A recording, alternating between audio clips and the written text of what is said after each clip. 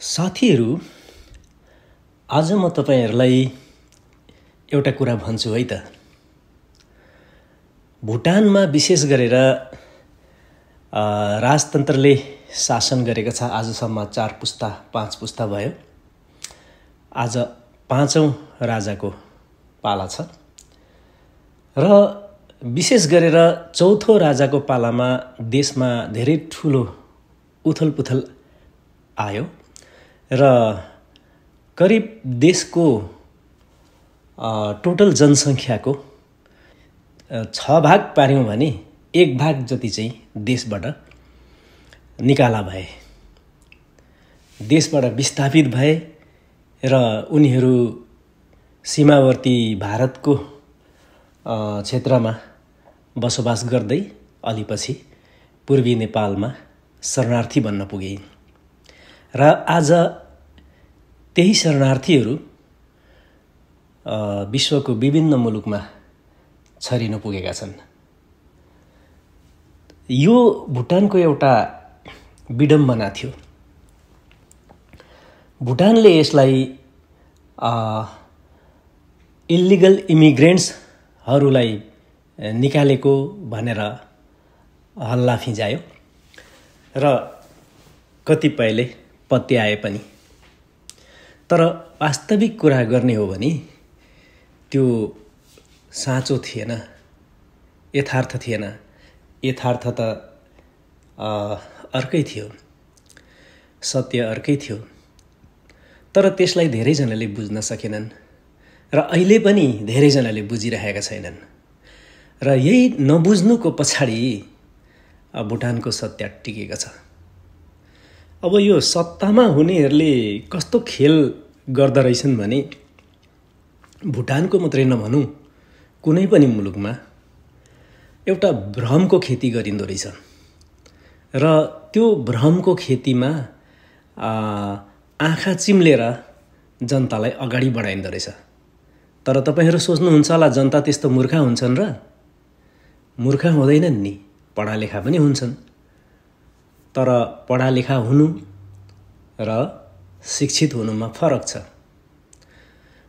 पढालेखा त धेरैजना हुन सक्छन्, तर ती धेरैजना मध्ये थोरै मात्रै शिक्षित हुँदा रहेछन्। भन्नुको आशय खास कुरा के हो भनेर बुझ्ने चाहिँ थोरै हुँदा रहेछन्। अब त्यसको लागि चाहिँ सत्ताले कसरी त्यसो गर्न सक्छ त भन्दाखेरि सत्ताको त कामै हो जे गरेर पनि आफ्नो सत्ताको आयु लम्ब्याउने र सत्तामा बसेर धलिमली गर्ने। एकाध नेता मात्रै जनप्रिय हुन्छन्, जनमुखी हुन्छन् र देशमा विकास ल्याउँछन्। अधिकांश सत्तामा पुगेकाहरू लालची, लोभी, भ्रष्टहरू भएर निस्किँदा रहेछन्। संसारमा अहिले नजिरै छ यस्तो। त्यसमा पनि विशेष गरेर हाम्रो पूर्वीय सत्ताहरूमा। अब हेर्नुस्, यसको लागि सत्ताले के गर्दो रहेछ भने सुरुमा एउटा हल्ला ल्याउँछ। भनेको उसले एउटा यस्तो भाष्य तयार गर्छ भनौं न, राम्रो अर्थमा भन्ने हो भने एउटा नयाँ भाष्य तयार गर्छ। यस्तो भयो त्यस्तो भयो भनेर मिडियामा आउँछ, रेडियोमा आउँछ, टिभीमा आउँछ, पत्रपत्रिकामा आउँछ। अहिलेको समयमा त इन्टरनेट, यो सामाजिक सञ्जाल सबैतिर आउँछ। युट्युबतिर, फेसबुकतिर, इन्स्टाग्रामतिर, टिकटकतिर सबैतिर आउन सक्छ अहिलेको समयमा चाहिँ। पहिला जति बेला यो थिएन त्यति बेला पनि रेडियो, टिभी, एफएम, पत्रपत्रिका यी सबैमा छ्यापछ्याप्ती हुन्थ्यो। तर जनताले यसो हेर्दाखेरि, सर्वसाधारण जनताले यसो हेर्दाखेरि चाहिँ त्यो कसरी त्यस्तो होला, त्यस्तो हो र त्यस्तो त देखिँदैन भन्ने त लाग्थ्यो। तर पनि के हुन्थ्यो त भन्दाखेरि सर्वसाधारणको बुझाइ चाहिँ सरकारले भनेको सबै कुरो सही हुन्छ, सरकारले भनेपछि सही हो भन्ने नै एउटा आम मान्यता थियो। त्यसले गर्दाखेरि पत्याइदिने के हामी सबैले। अब हामी सबैले पत्याइसकेपछि आज पनि त्यही कुरा आयो, भोलि पनि त्यही कुरा आयो, पर्सि पनि त्यही कुरा आयो। यसरी लगातार हप्तौँ 15औं महिनौँ आइसकेपछि यो हाम्रो दिमाग पनि, माइन्ड पनि कन्सियस र सबकन्सियस हुन्छ भन्छ नि। कन्सियस माइन्ड त सानो भाग हुन्छ, सबकन्सियस माइन्ड चाहिँ ठुलो भाग हुन्छ भनिन्छ। यो सबकन्सियस माइन्डमा चाहिँ रेकर्ड भएर बस्दो रहेछ त्यो कुराहरू। अहिलेको वैज्ञानिकहरूको भनाइअनुसार चाहिँ त्यहाँ प्रोग्रामिङ हुँदो रहेछ र हामी सचेत अवस्थामा हुँदा, अचेत अवस्थामा हुँदा जति बेला पनि त्यो त्यहाँ बसेको हुन्छ र त्यो बिस्तारो बिस्तारो त्यसले प्रोग्रामिङ गर्न थाल्छ। भनेको सत्ताले प्रोग्रामिङ गरिदिएको हो हाम्रो दिमागलाई। र जसरी कि एउटा सामान्य मान्छेलाई पनि तँ पागल होस् भनेर एउटाले भनिदियो भने केही फरक पर्दैन, तर अर्कोले पनि पागल, अर्कोले पनि पागल, गाउँै सबैकोले पागल भनिदिनु थाल्यो भने त आधाउधी त ऊ पागलै हुन्छ भन्छ नि त। एउटाले पनि आएर तँ पागल भइसक्यो हो, यो फल्नाको छोरा त पागल अरे हो, यो त पागल अरे हो भन्न थालेपछि त ठिकै छ भने पनि होइन, यो सबैजनाले मलाई किन यसो भन्दैछ त, कतै म पागलै त भइन भन्ने खालको सोच त आउनु थाल्छ नि दिमागमा। हो यस्तै हुँदै नभएको कुरा गरेर हो हो हो भनिदिनु थालेपछि, सरकारले नै भनिदिनु थालेपछि, सत्ताले नै भनिदिनु थालेपछि एकखेप होइन पटक पटक समाचारमा पनि, समाचार पत्र पत्रिकामा पनि आइरहेको छ, रेडियोमा पनि आइरहेको छ, टिभीमा पनि आइरहेको छ, सबैतिर आइरहेको छ, मिटिङमा पनि त्यही कुरा गरिरहेछ भनेपछि त हो नै हो कि क्या हो त भन्ने त हुन्छ। किनभने जनता त सबैजना जागरुक हुँदैनन्, सचेत हुँदैनन्, सबैजना पढालेखा पनि हुँदैनन्। यसो हुँदाखेरि त्यो एउटा भाष्य तयार गर्दो रहेछ पहिला। त्यो भाष्य स्थापित भइसकेपछि चाहिँ अनि त्यो काम गर्दो रहेछ सरकारले। जस्तै भुटानको हकमा भन्ने हो भने पनि कति मिठो मिठो कुरा पहिला आएको थियो त मिटिङ गर्दाखेरि।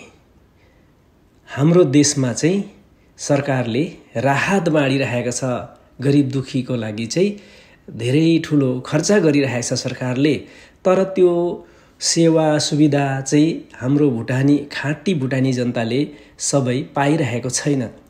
बाहिरबाट आएकोले चाहिँ त्यसको उपभोग गरिरहेको छ। त्यसैले गर्दाखेरि यो बाहिरबाट आएको घुसपैठीहरू हुन्, यिनीहरूलाई चाहिँ हामी इल्लिगल इमिग्रेन्ट्स भन्छौँ। यसको सङ्ख्या चाहिँ लगभग 1 देखि 1.5 लाखको हाराहारीमा छ र उनीहरूलाई चाहिँ हामीले भुटानबाट अब बिस्तारै हटाउनुपर्छ। सरकारले त्यो नियम ल्याएको छ र त्यसमा तपाईहरूले सही थपिदिनु पर्यो, त्यसमा तपाईहरूले जोरदार रूपले समर्थन गरिदिनु पर्यो भनेर चाहिँ गाउँ गाउँमा एजेन्टहरू पठाएर, सरकारी कारणदारहरू पठाएर चाहिँ मिटिङ गरियो। अनि गाउँलेलाई के लाग्यो त भुटानभरि भन्दाखेरि चाहिँ सरकारको नीति त ठिकै हो, हामीलाई दिएको सेवा सुविधा अरू कसैले खाँदैछ भने त त्यो त राम्रो भएन, त्यो त भुटानकै जनताले पाउनु पर्यो। त्यसैले गर्दाखेरि समर्थन गर्नुपर्छ भन्ने कुरा भयो।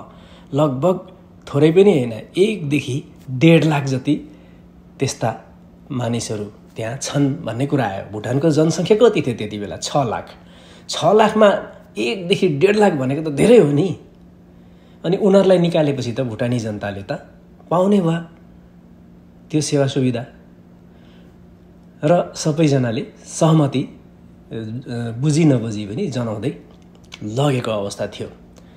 तर पछि गएर चाहिँ जब 1985 मा अब सिटिजनसिप एक्ट बन्यो, त्यति बेला त्यसमा के आयो त भन्दाखेरि 1958 भन्दा अघि भुटानमा जो बसोबास गर्थे, अर्थात् 1958 को ल्यान्ड ट्याक्स तिरेको रसिद जोसँग छ उनीहरू चाहिँ खाँटी भुटानी हुन्छन्।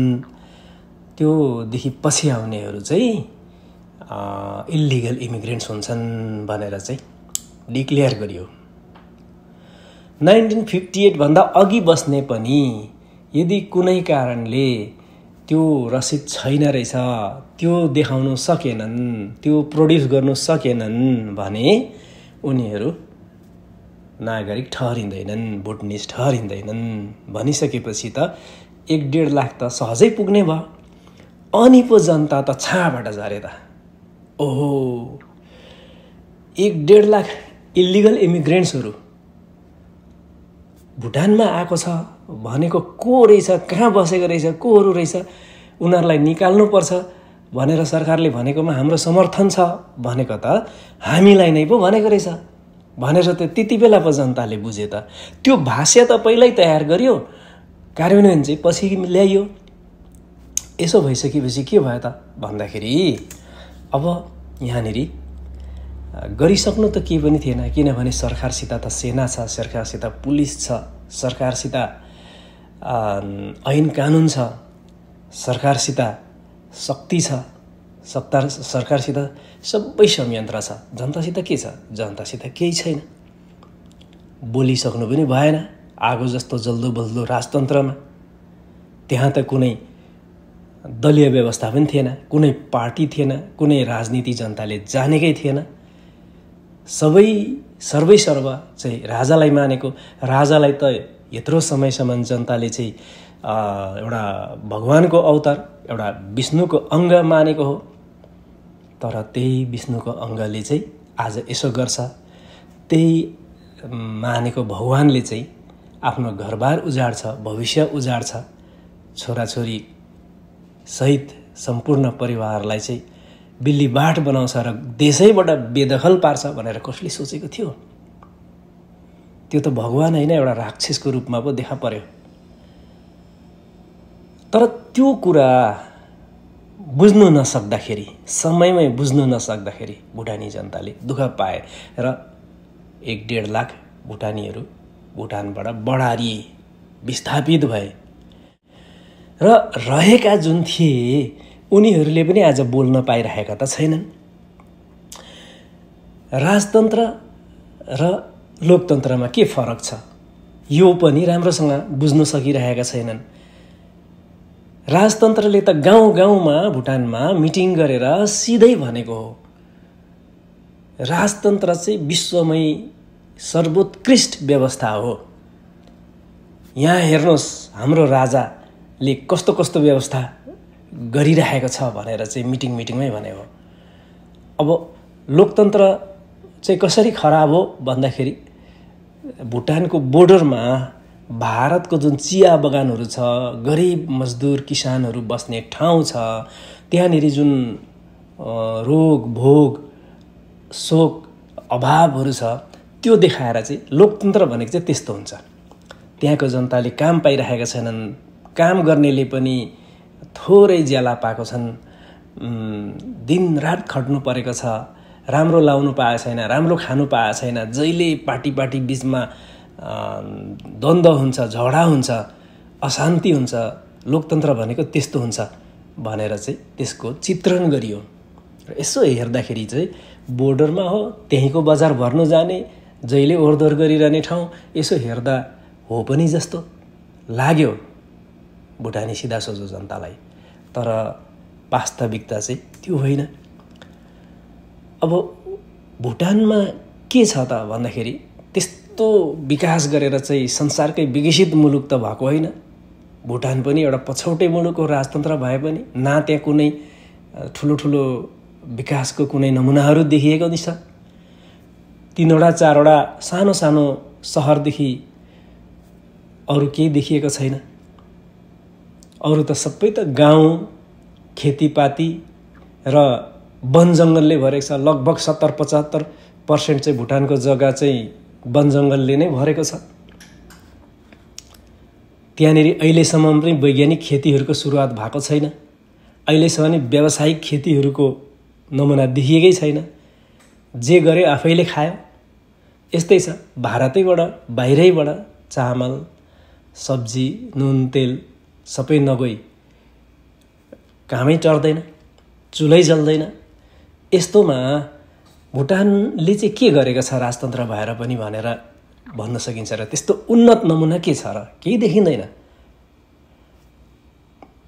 बरु त्यहाँको जनताले न बोल्न पाएका छन्, न सङ्गठित हुन पाएका छन् र कुनै असल काम गर्न पाएका छन्, न आफ्नो विचारहरू अगाडि प्रस्फुटित गर्न सकेका छन्, प्रतिभाहरू अगाडि ल्याउन पाएकै छैनन्। किन? राजा को आशीर्वाद जसलाई पर्छ उसले मात्रै त्यहाँ अवसर पाउने हो। त्यहाँ त दया मायामा बाँच्नु परेको छ जनता, अधिकारमा होइन। अधिकारको कुरा गर्नै मिल्दैन, त्यो त अपराध हो, त्यहाँ अहिले दण्डित हुन्छ। तर भारतमा होला दुःख पाएको होला कुनै कुनै ठाउँको मान्छेले, तर कुनै कुनै ठाउँको त त्यहाँ पनि राम्रो छ नि। भुटानभन्दा के राम्रो छैन र? भारतको ठुलो ठुलो सहरहरू, विकसित क्षेत्रहरू हेर्नुहोस् त, भुटानको भन्दा विकसित छैन। हरेक कुरो त भारतबाटै भुटानमा जान्छ। भुटान विकसित भएको त भुटानले भारतलाई दिन्थ्यो नि। त्यसैले गर्दाखेरि त्यस्तो भ्रममा पर्नु भएन। भारतमा चित्त बुझेन भने आफ्नो कुरा अगाडि राख्न सक्छ जनताले। मन परेन भने त्यो शासकलाई चुनावको बेला घोडाबाट झारेर त्यसलाई सिंहासनबाट थुतेर निकालेर आफूले मन परेकोलाई चुनेर राख्न सक्छ। हेड अफ द स्टेट, प्रधानमन्त्री, राष्ट्रपति जनताको छोराछोरी नै हुन्छ। जो एबल छ उही हुन्छ प्रधानमन्त्री, उही हुन्छ राष्ट्रपति। तर भुटानमा यो त वंशज रूपमा चलेर आएको राजतन्त्र हो। लाटो भए पनि गाढो भए पनि राजाकै छोरा राजा हुन्छ, दयावान भए पनि निरङ्कुश भए पनि राजाकै छोरा राजा हुन्छ। जनताको छोरा त देशको मालिक हुने त्यहाँ व्यवस्थै छैन। देशको मालिकको त परै छोडौँ, त्यहाँनिर आफूलाई लागेको कुरा भन्नु पर्यो भने पनि डराउँदै डराउँदै भन्नुपर्ने हुन्छ। बिन्ती चढाउनु पर्दा पनि डराउँदै डराउँदै चढाउनु पर्छ, शिर झुकाएर। सामन्ती व्यवस्था अझै छ त्यहाँ, खुट्टामा परेर शिर झुकाएर आफ्नो बिन्ती पत्रहरू चढाउनु पर्ने हुन्छ। अधिकारको कुरा त छँदै छैन त्यहाँ। आवाज उठाउने त त्यहाँनिर ठाउँै छैन।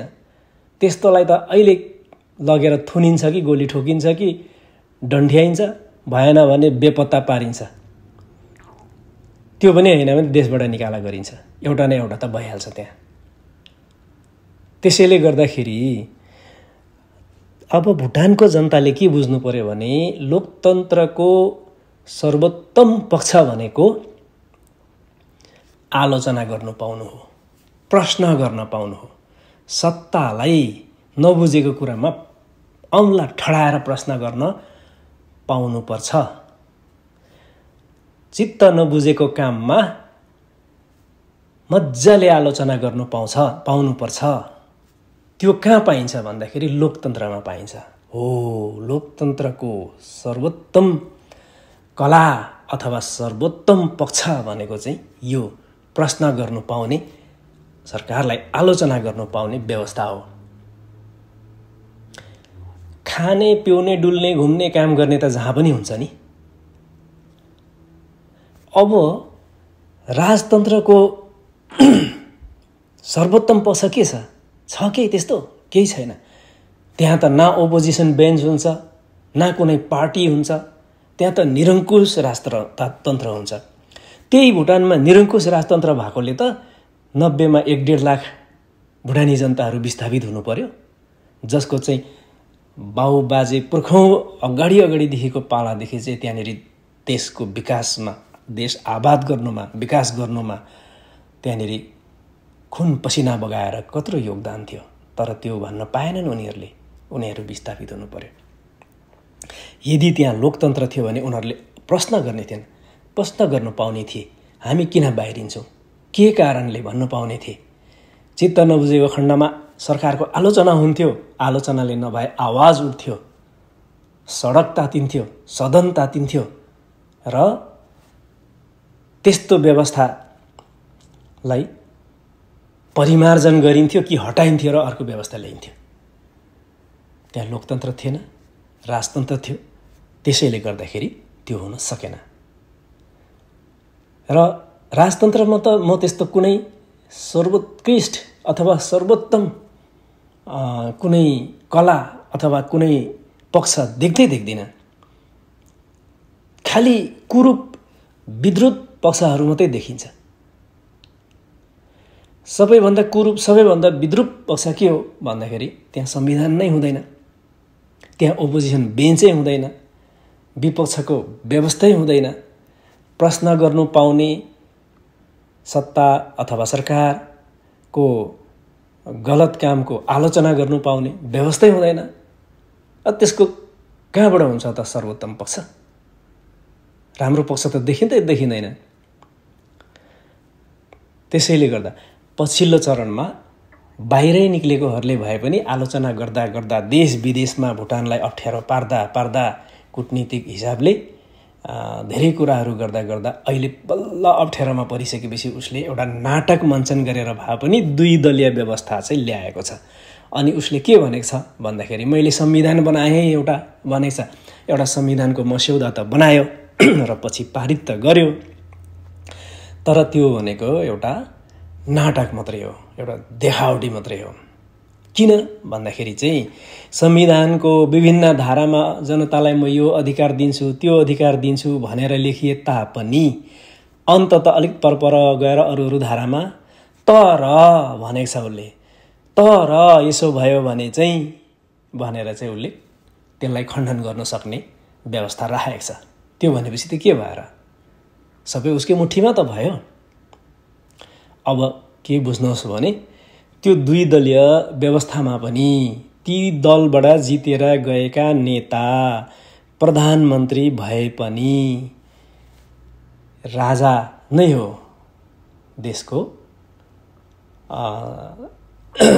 सबैभन्दा ठुलो ओहदाको मान्छे र देशको प्रमुख अथवा राष्ट्रको प्रमुख भनेको राजै हो त्यहाँ। अनि राजा चाहिँ फेरि त्यहाँनिर आलङ्कारिक मात्रै होइन, राजा अहिले पनि पावरफुल छ। जस्तै कुनै एउटा मान्छेलाई त्यहाँको नागरिकता दिनु पर्यो भने नि त्यो प्रधानमन्त्रीले केही पनि गर्न सक्दैन। जब राजाबाट काम हुँदैन, प्रधानमन्त्रीबाट केही हुँदैन। त्यही भित्रकै जनताको पनि कसैको 1 नम्बर जनताको चाहिँ जग्गा जमिन केही भएर मिलेको छैन, काटिएको छ र त्यो जग्गा जमिन उसले पाउनु पर्ने हो, दिनु पर्यो भने प्रधानमन्त्रीले सक्दैन। प्रधानमन्त्री माथातको जुन मन्त्रीमण्डल छ, जति पनि कार्यकर्ताहरू कारिन्दारहरू हुन्छ, सरकारी कर्मचारीहरू हुन्छ, उनीहरूले कसैले सक्दैन। त्यो नापी विभागकोले मात्रै त कुरै आएन, त्यहाँनिर गृहमन्त्री भूमि सुधार मन्त्रीदेखि लिएर प्रधानमन्त्रीले पनि सक्दैन।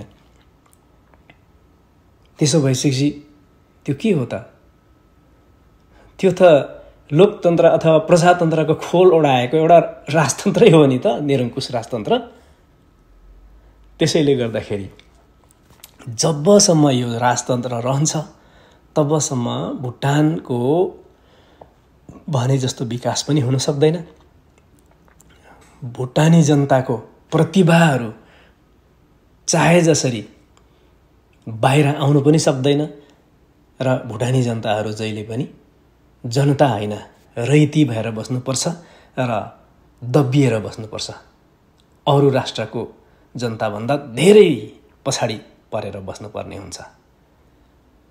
अब मानसिक रूपले नै त्यस्तो भएपछि शारीरिक रूपले पनि त्यस्तै भएर बस्नुपर्ने हुन्छ। अत यो नबुझ्नु भनेको पनि, कुनै कुरा नबुझ्नु भनेको पनि, नबुझ्नुले कहाँसम्म असर पार्दो रहेछ त मान्छेको जीवनमा, कहाँसम्म असर पार्दो रहेछ त सामाजिक जीवनमा, कहाँसम्म असर पार्दो रहेछ त राजनीतिक जीवनमा, कहाँसम्म असर पार्दो रहेछ त राष्ट्रकै जीवनमा भन्ने कुरो दिनको सूर्य जतिकै स्पष्ट छ। त्यसैले गर्दा म साथीभाइलाई के भन्न चाहन्छु भने अब चाहिँ पहिलाको जस्तो जमाना होइन, अहिले त साइन्स एन्ड टेक्नोलोजीको जमाना हो, यो इन्टरनेटको जमाना हो, सोसियल मिडियाहरूको जमाना हो। त्यसैले गर्दाखेरि यो संसार पहिलाको जस्तो विशाल, अहिले यहाँबाट संसारको अर्को कुना चाहिँ कता हो अथाह बुझ्नै नसक्ने छैन, खुम्चिएर सानो एउटा गाउँ जस्तो भएको छ। जसरी एउटा गाउँको ओल्लो छेउमा एउटा केही घटना भयो भने पल्लो छेउकोले थाहा पाउँछ, त्यस्तै किसिमले संसारको यो कुनामा घटेको घटना त्यो कुनाले अहिले थाहा पाउँछ, त्यो कुनामा घटेको घटना यो कुनाकोले अहिले थाहा पाउँछ। त्यसैले गर्दाखेरि यसको भरमग्दुर हामीले फाइदा उठाउँ, यसको सदुपयोग गरौँ र संसारमा के भइरहेको छ, कस्तो कस्तो परिवर्तनहरू भइरहेछ, कस्तो कस्तो विकासहरू भइरहेछ, यी सबै कुराहरूको लेखाजोखा गरौँ। यी सबै कुराहरूको चाहिँ हामीले जानकारी लिउँ। त्यस पछाडि एउटा हाम्रो विश्व दृष्टिकोण बन्छ। सबैभन्दा सर्वोत्कृष्ट व्यवस्था कस्तो हुँदो रहेछ भन्ने पनि हामी थाहा पाउँछौँ। के भुटानमा आज खेङ्पाहरू बसेको ठाउँमा खेङ्पा भाषामा पनि पढाइयोस्, सरकारी अफिसमा जाँदाखेरि खेङ्पा भाषामा पनि लेखिएको एप्लिकेसनहरू चढाउनु पाऊँ भन्नु अपराध हो? कुर्तेक्पाको एरियामा पनि त्यस्तै गर्नु पाऊँ भन्नु अपराध हो? छाङ्ला भाषा बोल्नेहरू सर्सोप भनिन्छ, जसलाई सत्ताको भाषामा भन्ने हो भने, उहाँहरूको एरियामा जाँदाखेरि पूर्वी भुटानमा छाङ्ला भाषामा पढ्नु पाइयोस् अथवा उनीहरूको एरियामा चाहिँ छाङ्ला भाषामा सरकारी एप्लिकेसनहरू चलोस्, त्यो चढाउनु पाइयोस्, सरकारी कामकाज चाहिँ छाङ्ला भाषामा पनि होस् भन्नु के अपराध हो? के नेपाली भाषीहरू बसेको एरियामा नेपाली भाषा पढ्नु पाइयोस्, नेपाली भाषामा पनि सरकारी कामकाज गर्नु पाइयोस् भन्नु अपराध हो? ठिकै छ त, जोङ्खा भाषा बोल्नेहरू 15% जति मात्रै भए पनि भुटानको जनसङ्ख्यामा उनीहरूकै भाषालाई राष्ट्रभाषा बनाइएको भए पनि ठिकै छ त, राष्ट्रभाषा सबैले मानिदिएकै छ त। अनि दोस्रो भाषाको रूपमा दोस्रो भाषा भनेर डिक्लेयर नगरे पनि इङ्ग्लिस चलिरहेको छ त, जोङ्खा र इङ्ग्लिसमा पढाइ भइरहेको छ त। अब अरू भाषालाई पनि आफ्नो एरियामा मान्यता दिँदा के बिग्रिन्थ्यो? तर हामीले त्यसो भन्दाखेरि हामी आतङ्कारी भइयो। त्यसो भन्नेहरू त आतङ्कारी अरे।